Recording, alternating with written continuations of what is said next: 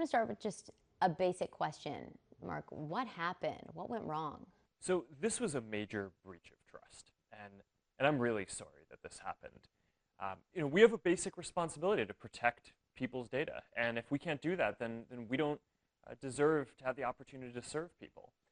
So our responsibility now is to make sure that this doesn't happen again.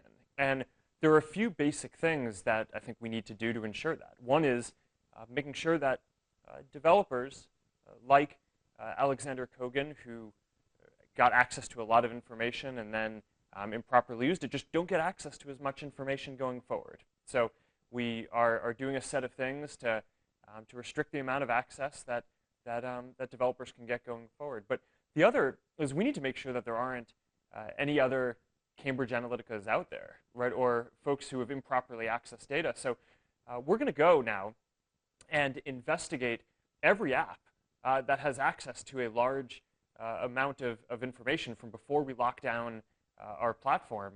And if we detect any suspicious activity, we're going to do a full forensic audit. Facebook has asked us to share our data, to share our lives on this platform, and has wanted us to be transparent. And people don't feel like they've received that same amount of transparency. They're wondering what's happening to their data. Can they trust Facebook? Yeah, so one of the most important things that I think we need to do here is make sure that we tell everyone whose data was affected by one of these rogue apps, right? And we're going to do that. We're going to build a tool where anyone can go and see if their data was a part of this. So the 50 million people that were impacted, they will be able to tell if they were impacted. Yeah, we're going to be even conservative on that. So we may not have all of the data in our system today. So anyone whose data might have been affected by this, we're gonna make sure that we tell. And going forward, when we identify apps that are similarly doing sketchy things, we're going to make sure that we tell people then too, right? And that's definitely something that, looking back on this, I regret that we didn't do at the time, and I think we got that wrong, and we're committed to getting that right going forward. I want to ask about that, because when this came to light, you guys knew this a long time ago, that this data was out there. Why didn't you tell users? Don't you think users have the right to know that their data is being used for different purposes?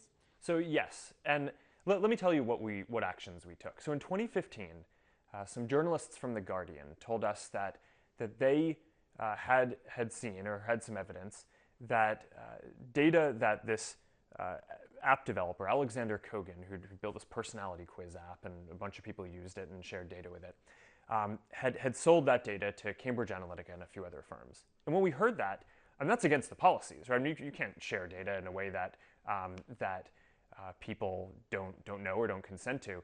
We immediately banned Kogan's app, and further, we made it so that Kogan and Cambridge Analytica and the other folks with whom we shared the data, we asked for a formal certification that they had none of the data from anyone in the Facebook community, that they deleted it if they had it, and that they weren't using it. And they all provided that certification. So as far as we understood around the time of that episode, there was no data out there. So why didn't Facebook follow up? You say you certified it. I think, why wasn't there more of a follow-up? Why wasn't there an audit then? Why does it take a big media report to get that proactive approach? Well, I mean, I don't know about you, but I'm used to when people legally certify that they're going to do something, that they do it. But I think that this was clearly a mistake in retrospect. Was it putting too much trust in developers? I mean, I think it did. And that's why, we need to make sure that we don't make that mistake ever again, which is why one of the things that I announced today is that we're going to do a full investigation into every app that had access to a large amount of data from around this time before we locked down the platform. And we're now not just going to take people's word for it and when they give us a legal certification, but if we see anything suspicious, which I think that there probably were signs in this case that we could have looked into, we're going to do a full forensic audit. How do you know there aren't hundreds more companies like Cambridge Analytica that are also keeping data that violates Facebook's policies? Well, I think the question here is, are app developers who people have given access to their data, are they doing something that people don't want? Are they selling the data in a way that people don't want? Are they giving it to someone that they don't have authorization to do? And this is something that I think we now need to go figure out, right? So for all these apps, That's got to be a hard, I got to say, that's going to be a really challenging ordeal. How do you actually go do that? Because you talk about it being years ago, and then you guys have made it a bit stricter for that kind of information to be shared. But backtracking on it, it's got to be really difficult to find out where that data's gone and what other companies have shady access. Yeah, I mean, so as you say, I mean, the good news here is that we already changed the platform policies in 2014. But before that, we know what the apps were that had access to data.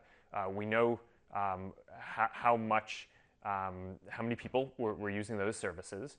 And we can look at the patterns of their data requests. And based on that, we think we'll have a pretty clear sense of whether anyone was doing anything abnormal. And we'll be able to do a full audit of anyone who is questionable. Do you have any scale or any scope of what you expect to find? Anything in the scope of what happened with Cambridge Analytica, where you had 50 million users? Well, it's hard to know what we'll find, but we're going to review thousands of apps. So this is going to be an intensive process, but this is important. I mean, this is something that, in retrospect, we clearly should have done upfront with Cambridge Analytica. We should not have trusted the certification that they gave us. And we're not going to make that mistake again. I mean, this is our responsibility to our community, is to make sure that we secure the data that they're sharing.